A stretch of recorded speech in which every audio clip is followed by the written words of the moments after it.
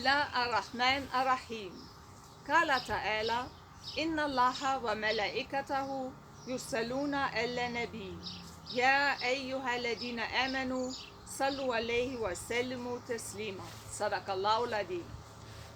لقد حلت تبشير الفرح والمسرات بقدوم ملكنا الهمام محمد السادس المنصور بالله، يصل في حفظ الله ورعايته لعطلته الصيفية تطوان المضيق الفنيدق.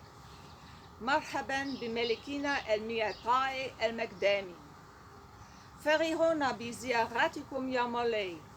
دمتم ودام عزكم، دمتم ودام عرشكم، دمتم ودامت لكم محبة شعبكم الوفي، دمتم ودام عطائكم الدائم لخدمة بلادنا المغرب العزيز.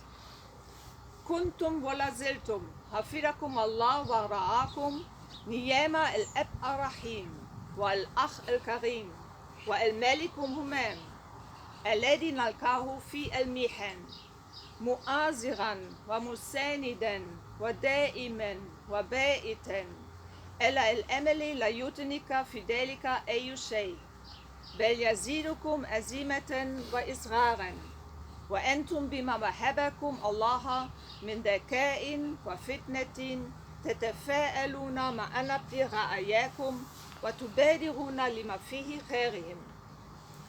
أبقاكم الله يا مولاي القائد المحنك والملك الهمام، الضامن لوحدة المغرب واستقراره، وأملون المنشود بعد الله لرفاة البلد وازدهاره.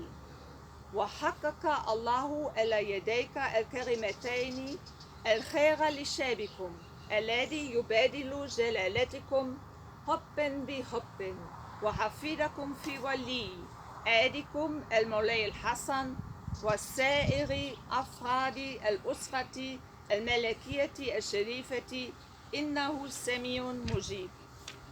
خادمة الأتاب الشريفة مريم متسرات الألمانيا جنسية، سفيرة شرفية للأمل والسلام العالمي، الساكنة بنواحي مدينة المضيق، زوجة أروب سامية، الحاصلة على دكتوراه الفخرية من منظمة حركة السلام في القارة الأفريقية.